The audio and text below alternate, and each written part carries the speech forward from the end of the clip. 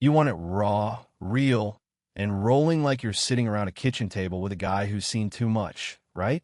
All right, here goes just one breath. No breaks, no bullet points, just the whole wild mess from start to finish, in a voice you'd actually hear in America, not in a courtroom or on some shiny news channel. You ever stare down a mountain and realize you're the only thing standing between 5,000 people and disaster? Yeah, I didn't think so. Most days, I'd have said the same. But then came the day I told Lilith Montgomery, president of the shiniest, most overstuffed HOA in the Cascadesto, step away from that valve, or my team would physically remove her. She thought I was joking. The wind howled across the rim of the Obsidian Point Dam, tearing her voice apart and throwing it into the storm. She was close, heels skittering on wet concrete, 3 bodyguards behind her like bouncers at a dive bar nobody wanted to be in. Her suit was this blinding blue, the kind of color that says, "I've never fixed anything with my hands, not even a chipped nail." Meanwhile, the gauge in front of me was twitching like it had been electrocuted needle deep in the red. Concrete humming, 30 million tons of water clawing at the wall. That's not just nerves. That's a living, breathing monster behind a thin skin of stone and steel. "You have 5 seconds," Lilith screamed. "This reservoir is HOA property, and you are draining our property value." And she actually meant it. I wiped grease off the pressure valve, finally turned to face her. Kept my voice low, level, the way you do when there's a live grenade on the table. "Not draining your value, Lilith. I'm saving your life. But you want to argue? Try telling it to the water you forced up against my wall with those illegal pylons." She blinked. She had 15 years of running this mountain like a private country club. Never met a problem her lawyer or checkbook couldn't make disappear. 3 days ago, this dam was just part of the scenery. Today, it was a loaded gun pointed at her living room. She thought she owned the view. Didn't realize I owned the gravity holding it up. 3 days earlier, things were quiet. I showed up in my beat-up old pickup, not one of those plastic luxury sedans the residents favor, with my daughter riding shotgun. She's 16, going on 40, mind sharp as rebar, got her mother's knack for seeing right through the bones of a building. "Look at the asphalt, Dad," she said, not even glancing up from her satellite maps. I saw Ida spiderweb crack down the center of the estate's marble-pillared entrance. Most folks see a crack and call it bad luck. I see stress. Something under the ground shifting, brewing. We were there because 72 hours earlier, I got a package from the estate of my late mentor, the guy who'd taught me everything about water and risk and the way people love to ignore both. Inside was the deed to the Obsidian Ring Dam. Sound grand, huh? All he really left me was a ticking liability and a map of every way it could blow. The service road was chained off, signs slapped over the old federal marker now property of the Crystal Rim HOA.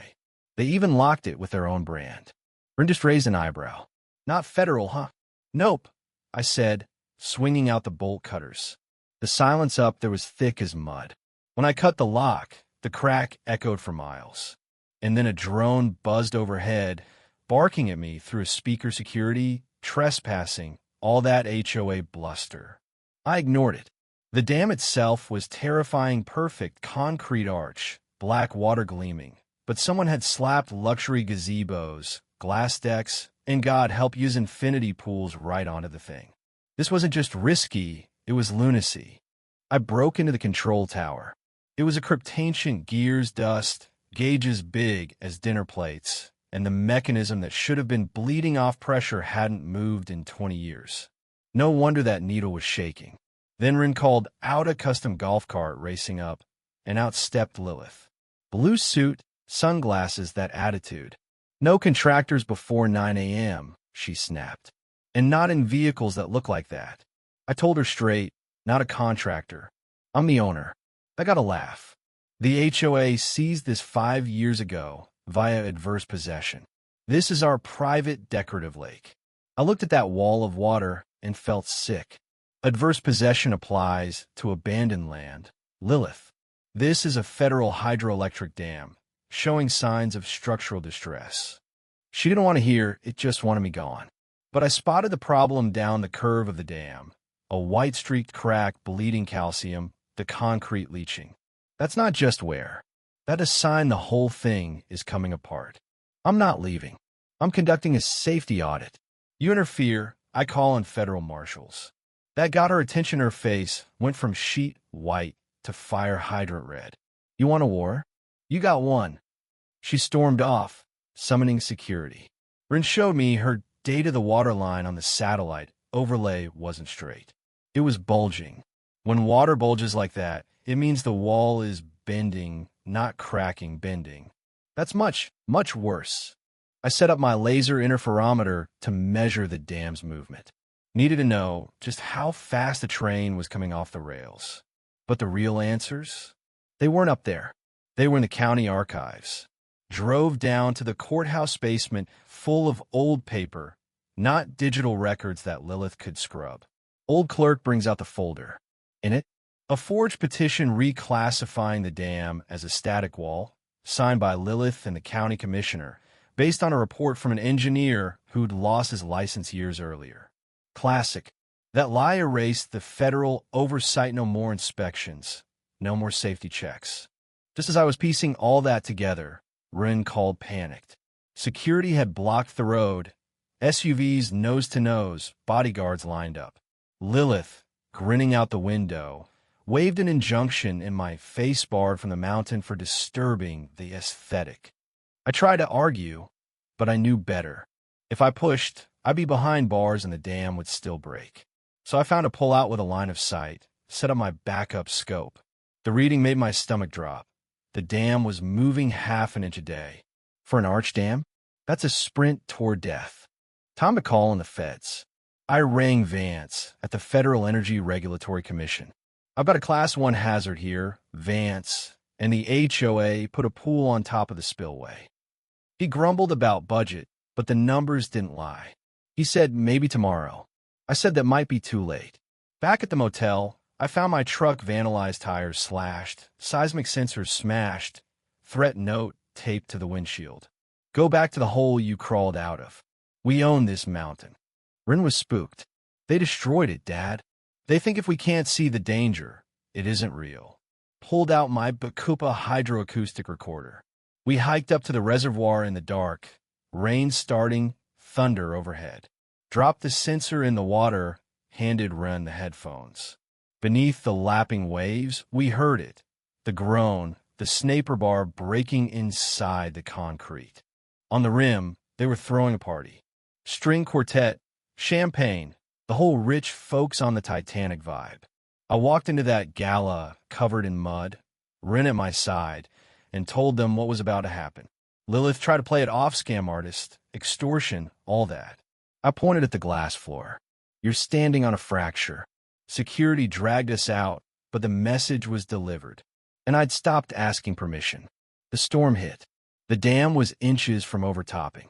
The only way to relieve the pressure was the emergency valve, which they'd literally buried under a decorative fountain. Sledgehammer, diamond saw, climbing gear. I broke open the fountain as Lilith screamed about her $50,000 cherub. The valve was rusted, stuck.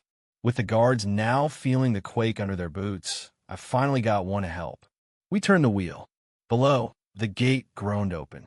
At the same moment, a huge crack split the observation deck. The whole glass structure sheared off and crashed down the face of the dam. Lilith screamed, seeing her empire crumble. The water wasn't dropping fast enough. There was only one thing left. Below the spillway, right under the tennis court and clubhouse, right under the homes that started this whole mess. Lilith tried to stop me, arms out like she could hold back the flood. I flashed my old Army Corps badge, federal authority. The guards bailed. Rim brought me the seismic charges. I planted them on the court, told her to get back. Rain pounding, lightning striking, I hit the detonator. No fireball, just the ground leaping, the tennis court torn apart by a geyser of brown water. The force shredded the court, undercut the clubhouse, and swept it all down the valley.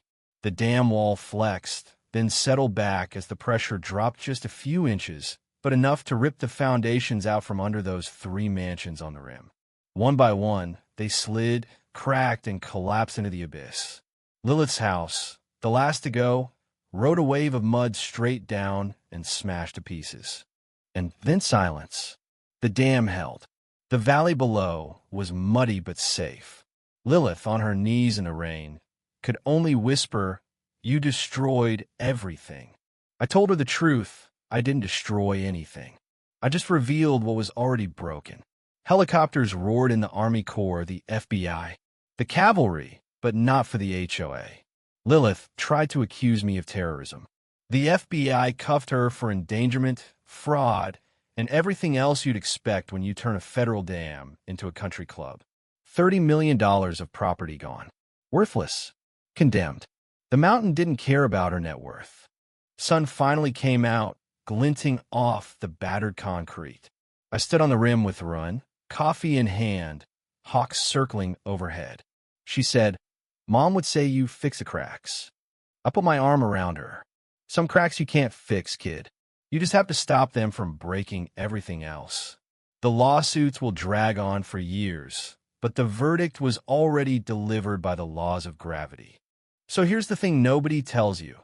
Nature doesn't care about money or arrogance or how many times you get your nails done. Sooner or later, the cracks always show. You can patch over them with lies, with parties, with whatever makes you feel safe, but if you ignore the pressure long enough, the mountain will come for its due. And sometimes, all it takes is one stubborn fool with a wrench, a badge, and a daughter smarter than he is to hold the line. Now, let me throw this out there. Where's the real line between justice and destruction?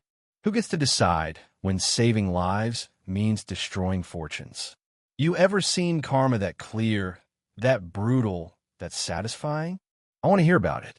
Drop your stories, your verdicts, your HOA nightmares. Heck, tell me if you think I went too far or not far enough. Because this isn't just a story, it's the reason we've got to look beneath the surface every single time. You got a crack in your world? Don't wait for it to break you. And if you want more where that came from, stick around, your story might be next.